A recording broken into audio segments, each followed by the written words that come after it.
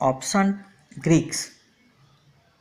હવે ઓપ્શનમાં આપણે કામ કરીએ છીએ તો એના 4 ગ્રીક્સ છે, ઇમ્પોર્ટન્ટ ગ્રીક્સ. હવે એ જો સમજ પડે ને તો જ તને ઓપ્શનનો બિહેવિયર સમજ પડે. એટલે ઓપ્શનની પ્રાઇસ કેમ વધે છે, ઘટે છે, કેમ એમની એમ રહી છે, એ બધું તને સમજ પડે, નહીં તો નહીં ખ્યાલ આવે. તો એના છે ને 4 ગ્રીક્સ છે.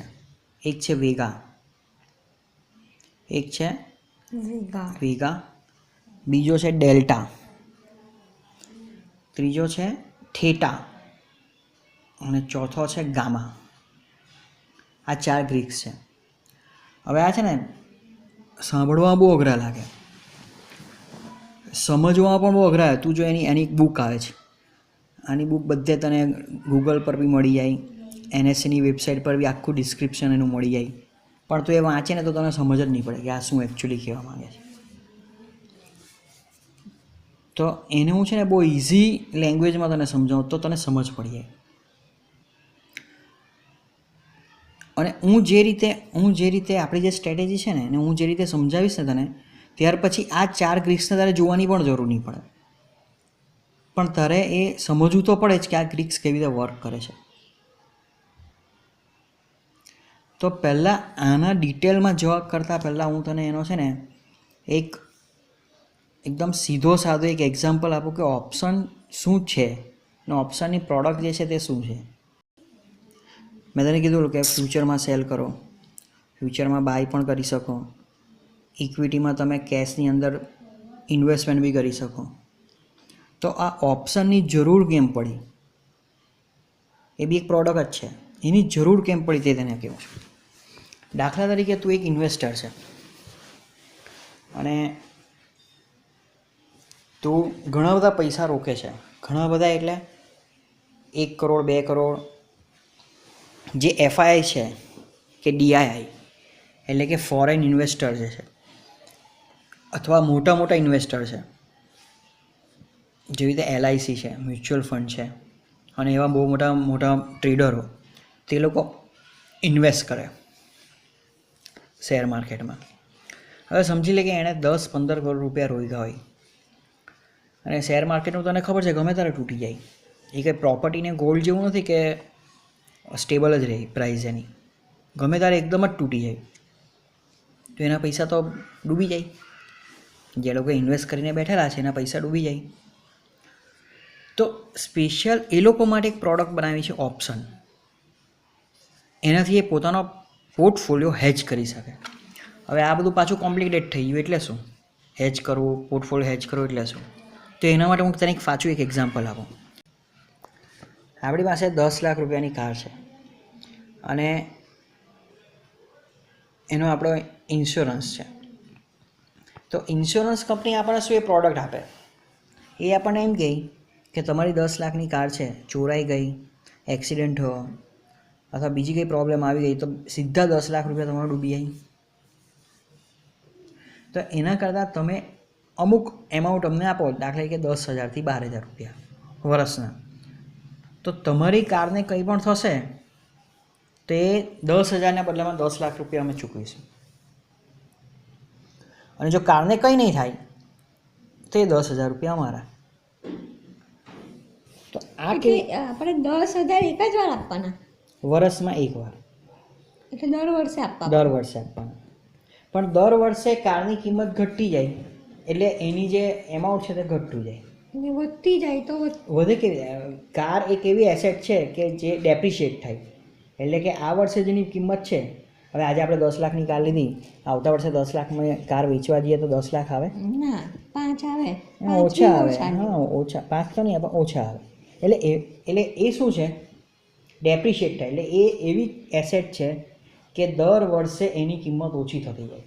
અચ્છા. હવે કિંમત ઓછી થતી જાય તો જે આપણે ઇન્સ્યોરન્સનો જે પ્રીમિયમ ભરે છે એ પણ ઓછા થતા જાય. અચ્છા, એટલે 10,000ની જગ્યા પછી 9, હા, 10,000, 8,000, 7,000, 5,000, પછી એક લિમિટ એવી આવે કે એનો ઇન્સ્યોરન્સનો કોઈ લેવાનો મતલબ જ નહીં રહે, એમ એની કિંમત જ નહીં હોય એટલી. અચ્છા, અભી આપણને તો ફાયદો ને, આપણને જ ફાયદો થાય ને, કિંમત ઓછી થઈ જાય. આ ફાયદા નુકસાનની વાત નથી, આ શેની વાત છે? હેજ. આને કહેવાય હેજ, આને કહેવાય પ્રોટેક્શન. હેજ એટલે પ્રોટેક્શન. હવે આપણું કંઈ નુકસાન થઈ ગયું ગાડીનું બરાબર, ઠોકાઈ ગઈ કે કંઈ બી, તો એને તો નુકસાન જ નહીં, એને 10 લાખ આપવા પડે, 10,000ની લીધે. હા, એને 10 લાખ આપવા પડે, પણ એણે ઘણા બધા લોકોના ઇન્સ્યોરન્સ લીધેલા હોય એટલે એમાંથી એને કવર થઈ જાય પૈસા. એ જે ઇન્સ્યોરન્સ કંપની હોય તે આવી રીતે કમાય. અને આપણે આ કમાવા માટે નથી લેતા, આપણે શેના માટે લઈએ છીએ? પ્રોટેક્શન માટે. એને હેજ કહેવાય. એટલે કે આપણે એમ વિચારીએ કે કંઈ વાંધો નહીં, ચાલો 10,000 રૂપિયાનો આપણો એક્સપેન્સ થઈ ગયો, પણ આપણી કાર આ વર્ષે કંઈ એવું મોટું નુકસાન આવતે તો આપણે બહુ બધા પૈસા નહીં કાઢવા પડે. તો હવે આ જ એક્ઝામ્પલને આપણે કમ્પેરિઝન કરીએ છીએ ઇન્વેસ્ટમેન્ટમાં. તો ઇન્વેસ્ટમેન્ટમાં બી અમુક લોકોને એવું લાગ્યું આ તો એકચ્યુઅલી ઇન્વેસ્ટમેન્ટ છે ને, આ જે હેજ ઓપ્શનના પ્રોડક્ટ છે ને, બધા એમ કહે છે કે ઇન્ડિયામાં 2000થી સ્ટાર્ટ થયું, અમેરિકામાં કંઈ 1975 થયું, 1975થી થયું. પણ મેં એક બુક વાંચેલી, એની અંદર 200 વર્ષ પહેલાં પણ આ સિસ્ટમ હતી ઓપ્શનની, પણ એના નામ અલગ હતા. એટલે તે વખતે 200 વર્ષ પહેલાં જે ઇન્વેસ્ટરો હતા તે પણ પોતાના ઓપ્શન લઈને, ઓપ્શન બાય કરીને પોતાને પોર્ટફોલિયો હેજ કરતા હતા. કોઈની પાસે 10 કરોડનું ઇન્વેસ્ટમેન્ટ છે, 20 કરોડનું ઇન્વેસ્ટમેન્ટ છે, તો એ લોકો આ જ કમ્પેરિઝનમાં ઓપ્શનના જે પુટ હોય ને તે બાય કરી લે. એ ઓપ્શનના આઉટ કેવી રીતે મળતા હોય? વર્ષના પણ મળતા હોય, મંથલી બી મળતા હોય ને વીકલી બી મળતા હોય.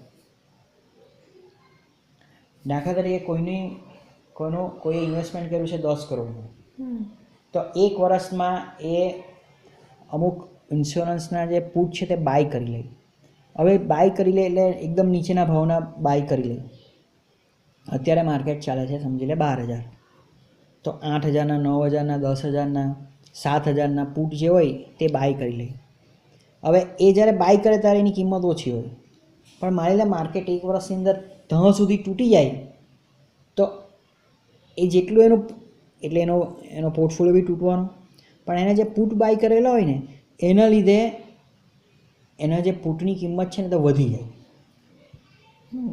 એટલે એ પોતાનો પોર્ટફોલિયો શું કરી શકે? હેજ છે. એટલે જેટલું નુકસાન આમાં થયું તેટલું આમાં કવર કરી શકે. ઇન્વેસ્ટમેન્ટ કરેલું હોય તે ઇન્વેસ્ટમેન્ટમાં એના માટે આ પ્રોડક્ટ છે. તો ઇન્વેસ્ટમેન્ટની વાત કરો છો તમે? હા, કે ટ્રેડિંગની વાત કરો છો? ના, ઇન્વેસ્ટમેન્ટની પ્રોડક્ટની વાત કરું છું. ઓપ્શન એમાં બી ઓપ્શન આવે? આ જ આવે. તો ઇન્વેસ્ટમેન્ટમાં ઓપ્શન જ આવે ખાલી? હું એ જ કહું છું, આ જે આપણે જે ઇન્વેસ્ટમેન્ટ આપણે જે હેજ કરીએ છીએ, આપણી જે સ્ટ્રેટેજી છે વીકલી, એ એકચ્યુઅલી શું છે? હા પૂછે એટલે એ તો આપણે એમાં ટ્રેડિંગ કરીએ છીએ, પણ એકચ્યુઅલી આ પ્રોડક્ટ શેની છે? ઇન્વેસ્ટમેન્ટને હેજ કરવા માટે આ પ્રોડક્ટ એમાં ટ્રેડિંગ બી થાય એમ? એમાં ટ્રેડિંગ બી કરી શકીએ આપણે. અચ્છા. એટલે જે મેં તને તને કારની એક્ઝામ્પલ આપ્યો, મેં તને કારનો એક્ઝામ્પલ આપ્યો ને ઇન્સ્યોરન્સનો એક્ઝામ્પલ આપ્યો. તો કાર શું છે? એ ઇન્વેસ્ટમેન્ટ છે આપણું, અને ઇન્સ્યોરન્સ શું છે? એ ઓપ્શન છે. ઓપ્શનના પુટ બાય કરવા એ એનો ઇન્સ્યોરન્સ છે. પુટ બાય કેમ કરીએ? માર્કેટ તૂટી જાય તો પુટની કિંમત વધી જાય. માર્કેટ વધે તો પ્રોફિટ જ છે આપણને, ને ઘટે તો લોસ છે. અને માની લો કે માર્કેટ ત્યાં સુધી નહીં આવે તો જે પુટ જે છે એની કિંમત 0 થઈ જાય. એટલે તો નુકસાન ના, એટલે જેટલું જેનું જેવી રીતે પેલું આપણું 10,000 રૂપિયા આપણો જે ખર્ચો થાય વર્ષનો તે એટલો એનું નુકસાન થાય. હવે એના માટે જેટલું ઇઝી કારમાં છે, કારનો ઇન્સ્યોરન્સ, એમાં આટલું તમારે છે ને આખો પોર્ટફોલિયોનો તમારે છે ને એને કેલ્ક્યુલેશન કરવું પડે કે એના બીટા શું છે. બીટા એટલે શું કે નિફ્ટી જેટલી વધઘટ કરે છે એ પ્રમાણે તમારો પોર્ટફોલિયો કેટલો વધઘટ કરે છે એનું કેલ્ક્યુલેશન કરવું પડે. અને એ કેલ્ક્યુલેશન કરીને ત્યાર પછી તમારે ડિસાઇડ કરવું પડે છે કે વર્ષના કેટલા રૂપિયા કે કેટલું નિફ્ટી નીચે તૂટે તો મારો પોર્ટફોલિયો તૂટશે, ને એ પ્રમાણે પછી પુટના જે પ્રીમિયમ છે એ પ્રમાણે એને બાય કરવા પડે કેટલા લોટમાં. આખી બધું આ બહુ મોટી ઇન્વેસ્ટમેન્ટની કેલ્ક્યુલેશન છે. તમારું કીધું ઇન્વેસ્ટમેન્ટ જોવું નહીં પડે એમ કે એકવાર કરી નાખવાનું, એ હું એ બી ઇન્વેસ્ટમેન્ટ જ હતું? એ ઇન્વેસ્ટમેન્ટ જ હતું. મેં તને ખાલી વાત કરેલી, મેં હેજની તને વાત નહીં કરેલી. અચ્છા. અત્યારે હું હેજની વાત કરું છું. આપણે એ રીતે બી એને પ્રોટેક્ટ કરી શકીએ. એટલે જેટલું બોલવામાં ઇઝી છે કે મારો ઇન્વેસ્ટમેન્ટ છે 10 કરોડ કે 1 કરોડ, તેને હું કેટલા પુટ બાય કરીને હેજ કરું, એ આખું કેલ્ક્યુલેશનની ઉપર વસ્તુ છે. તો બધું કેલ્ક્યુલેશન કેવી રીતના? તો બધું એ બહુ ડીપમાં કેલ્ક્યુલેશન છે. અત્યારે ખાલી તને હું બેઝિક સમજાવું છું કે આ રીતે ઓપ્શન વર્ક કરે. અચ્છા. એટલા માટે લોકો બાય કરે, પુટ બાય કરે. આપણે શું કરીએ છીએ? સેલ કરીએ છીએ. સેલ કરીએ છીએ. તો હવે આપણે એટલે આપણે ઇન્વેસ્ટ આપણે સેલ કરીએ, એ લોકો ઇન્વેસ્ટમેન્ટ માટે બાય કરે, આપણે સેલ કરીએ સેલ. છીએ. હવે મેં તને કીધું એમ, તો આપણે કેમ સેલ કરીએ પણ? હા, હવે વાત આવીએ સેલની. હવે હું પાછા વાત કરું છું ઇન્સ્યોરન્સના પ્રીમિયમની. ઇન્સ્યોરન્સના પ્રીમિયમ અને કારની કિંમત જેમ જેમ 1 વર્ષ પછી 2 વર્ષ થાય ત્યારે કારની કિંમત ઘટવા લાગે, ત્રીજા વર્ષે ઘટવા લાગે, ચોથા વર્ષે ઘટવા લાગે, સેલની આપણે સેલરી જે એટલે પ્રીમિયમ પણ ઘટવા લાગે એના. હમ આ વર્ષે જે પ્રીમિયમ છે તે આવતા વર્ષે રહેવાના છે, ત્રીજા વર્ષે રહેવાના છે, ચોથા વર્ષે રહેવાના છે. એટલે શું કે પ્રીમિયમ હંમેશા ઘટતા જ રહે જેમ જેમ ટાઈમ જાય તેમ તેમ. અચ્છા, એટલે આ પ્રાઇસ જેવું જ છે કારની. કારની પ્રાઇસની સાથે જ એના પ્રીમિયમ એડજસ્ટ થયેલા હોય. એટલે કારની પ્રાઇસ ઘટા, તને ખબર છે કે એ કાર એક એવી એસેટ છે જૂની થાય તેમ તેમ કે જેમ જેમ ટાઈમ જાય, હવે અહીંયા ટાઈમની વાત આવી, જેમ જેમ ટાઈમ જાય તેમ તેમ એની કિંમત ઘટતી જાય. હવે એની કિંમત ઘટતી જાય તો એના પ્રીમિયમની કિંમત પણ ઘટવાની. એટલા માટે જે લોકો પ્રીમિયમ, એ લોકોને ક્યારે જ એ વસ્તુ પ્રોટેક્ટ કરે? જ્યારે માર્કેટ, હા, માર્કેટ તૂટે તો. માર્કેટ નહીં તૂટે તો એના પ્રીમિયમ જાય, એના પ્રીમિયમ ઝીરો થઈ જાય. એટલે એટલું તો જવાનું જ, એટલું તો જવાનું. કંઈક તો જવાનું. હા, કાં તો આ નીચે આવે તો વધારે નુકસાન થાય ઉલટીના. માર્કેટ તૂટી જાય એટલે તો બી નુકસાન તો થવાનું જ ને. માર્કેટ તૂટે, માર્કેટ તૂટે તો પ્રીમિયમ વધી જાય એટલે એને નુકસાન એનું કવર થાય. કવર થાય. હા, માર્કેટ નહીં તૂટે હા. તો એમાં તો ફાયદો જ રહેવાનો છે એના ઇન્વેસ્ટમેન્ટમાં, આના પ્રીમિયમ ઝીરો થઈ જાય. હમ. એટલા માટે ઓપ્શન જે લોકો બાય કરે છે એ લોકોને સક્સેસ ઓછું મળે, અને જે લોકો સેલ કરે છે એના ઝીરો જલ્દી થઈ જાય. મતલબ એ લોકોની સક્સેસ રેશિયો વધારે હોય. કેમ વધારે? કારણ કે મેં બધી કારની વસ્તુ સમજાવી હતી. જેમ જેમ ટાઈમ જાય તેમ તેમ ટાઈમ ઓછું જાય. થતી જાય એટલે પ્રાઇસ. હવે આપણે વીકલીમાં કેમ કરીએ છીએ? આપણે કેમ વર્ષમાં નથી કરતા, કેમ મંથલીમાં નથી કરતા ટ્રેડિંગ? વીકલીમાં કેમ? કારણ કે વીકલીમાં ટાઈમ ઓછો હોય. અને જે પેલું વર્ષમાં ઝીરો થવાનું હોય પ્રીમિયમ, તે પેલાની અંદર અઠવાડિયામાં જ ઝીરો થઈ જાય, તરત જ ઝીરો થાય. એની ટાઈમ સ્પીડ વધારે હોય. થર્સડે બધા પ્રીમિયમ ઝીરો હા, થાય. બધા થર્સડે પ્રીમિયમ ઝીરો થઈ જાય. ખ્યાલ આવે છે? એ બધું ઉપરથી જાય છે. મને એ વસ્તુ ખબર નહીં પડી કે શેર કરે, બાય કરીએ બરાબર, તો કેમ એનું એટલું બધું સક્સેસ નહીં જાય? કારણ કે ઇન્સ્યોરન્સની પ્રોડક્ટ જ એવી છે કે એણે શેના માટે બાય કર્યું છે? પોતાના પોર્ટફોલિયો હેજ કરવા માટે. હવે ત્યાં સુધીના દાખલા તરીકે અત્યારે 12,000 ચાલે છે, 12,900 છે, નિફ્ટી 12,900 છે. હવે એને એવું લાગે કે આ ગુરુવારે 12,000 થઈ જાય તો 900 પોઈન્ટ તૂટી જાય તો મારો પોર્ટફોલિયો 50,000 કે 60,000 તૂટી જશે. એના કરતાં હું 1-2,000 રૂપિયાના કે 5,000 રૂપિયાના એ બાય કરી લઉં, ભલે 5,000 રૂપિયા જાય, પણ મને બહુ બીક લાગે કે મારો પોર્ટફોલિયો માર્કેટ તૂટી જવાનું છે. એટલે ઇન્સ્યોરન્સ બાય. હા, એટલે એક ટાઈપનો ઇન્સ્યોરન્સ પુટ બાય કરી લે 5,000ના. એક્ઝામ્પલ આપું, એનું કેલ્ક્યુલેશન હોય આ ગુરુવારે જો 12,000 જેટલું તૂટી જાય તો આ 5,000ના જે પ્રીમિયમ છે તે એકદમ જ જબરદસ્ત વધી જાય. એની અંદર કદાચ એને 1 કે 2 લાખ રૂપિયાનો ફાયદો બી થઈ જાય. તો અહીંયા આગળ જેટલો પોર્ટફોલિયો તૂટ્યો, સમજીને 3 લાખ કે 4 લાખનો પોર્ટફોલિયો, તો અહીંયા 1 કે 2 લાખ રૂપિયાને મળી ગયા. તે બી ફાયદો જ છે. હા, એટલે એનું નુકસાન કવર થઈ ઓછું થઈ ગયું. ઓછું થઈ ગયું. તો એ બી ફાયદો તો, એટલે ઓછું તો થયું ને. તો શેર કરે તો બી ઓછું જ થાય ને. શેર કરે તો વધી જાય, શેર કરે તો શું થાય? સેલ કરે તો કેવી રીતે? સેલ તમે કરે એમ કે બાય કરે તો ઓછો સક્સેસ મળે ને શેર કરે તો, કારણ કે દર વખતે થોડું 1,000 પોઈન્ટ તૂટવાનું છે. આપણે વાત કરેલી છે, દર અઠવાડિયે 1,000 પોઈન્ટ થોડું તૂટી જવાનું છે માર્કેટ. 1 વાર તૂટે, 2 વાર તૂટે, રોજ થોડું તૂટે. એટલા માટે સક્સેસ એક કે રેશિયો 2 જ વાર થાય એવું. હા, બાકીના ટાઈમ તો એ પ્રીમિયમ ઝીરો જ થવાના છે. એટલે સેલમાં વધારે સેલમાં વધારે ફાયદો હોય, એનો સક્સેસ ફાયદો નહીં કહેવાય ને. સક્સેસ રેશિયો સેલમાં એવું કહેવાય કે 70-75% સક્સેસ રેશિયો હોય એનો. ત્યારે તમે સેલ કરો એટલે એના પ્રીમિયમ ઝીરો જ થાય અને 30% એ ભાગી જાય, એટલે એ લેવલ ઉપર આવી જાય. એટલે આ બધું ઇન્વેસ્ટમેન્ટ હતું ને, કે ટ્રેડિંગ. તો તમે બધું મિક્સ કરી નાખ્યું. મેં મિક્સ નથી કર્યું, આ એકચ્યુઅલી છે ઇન્વેસ્ટમેન્ટનું, તેની અંદર આપણે ટ્રેડિંગ કરીએ છીએ. તો તેની અંદર તો આપણે આ બાય હું બધી જ વાત તને ઇન્વેસ્ટમેન્ટની જ કરું છું અત્યારે. ઇન્વેસ્ટમેન્ટને આપણે હેજ કરવું, એ નુકસાનને બચાવવા માટે એક પ્રોડક્ટ છે, તેનું નામ છે ઓપ્શન. અચ્છા. એટલે ઓપ્શન બાય કરવા માટે છે, જેનાથી તમે પોર્ટફોલિયો હેજ કરી શકો. પણ આપણે શેર કરવાનું. મેં અત્યારે તો તને ટ્રેડિંગની વાત જ નથી કરી, તો હમણાં તો તું મિક્સ કરે છે વાત બંને. તો પણ આપણે ઓપ્શન આપણે ટ્રેડિંગમાં યુઝ કરીએ છીએ ને. આપણે ટ્રેડિંગમાં યુઝ કરીએ છીએ, પણ એ પ્રોડક્ટ શેના માટેની બનેલી છે? ઇન્વેસ્ટમેન્ટમાં. ઇન્વેસ્ટમેન્ટ માટે બનાવી છે. એટલા માટે ઇન્વેસ્ટમેન્ટ માટે બનેલી છે, એટલે એક કેવું ઇન્વેસ્ટમેન્ટ પૂરું પાડે છે. પાછું તને તું પેલો એક્ઝામ્પલ ધ્યાન રાખ, ગાડીવાળો ગાડીવાળો એક્ઝામ્પલ. ખબર પડી ગઈ. ગાડીના નથી ખબર પડી. ગાડીનું એક્ઝામ્પલ કેવું છે કે તમારી ગાડી છે 10 લાખ રૂપિયાની, તમે ખાલી 10,000 રૂપિયા જ આપો છો, પણ 10,000માં પેલી કંપની તમને 10 લાખ સુધીનો ઇન્સ્યોરન્સ આપી દો છે. આ જ વસ્તુ અહીંયા બી લાગુ પડે છે. આ વસ્તુ અહીંયા બી છે કે તમારો માની લો કે 10 લાખનો પોર્ટફોલિયો છે, સમજી લો આપણે એ 10 કરોડનો પોર્ટફોલિયો છે ને તમે 10,000નો પુટ બાય કરી દીધા છે, તો એ 10,000ના પુટની એટલી કેપેસિટી છે કે 10 લાખનો તમારું નુકસાન કવર કરી શકે. આ વસ્તુ હું તને સમજાવું છું. પણ સક્સેસ રેશિયો કેટલો છે એનો?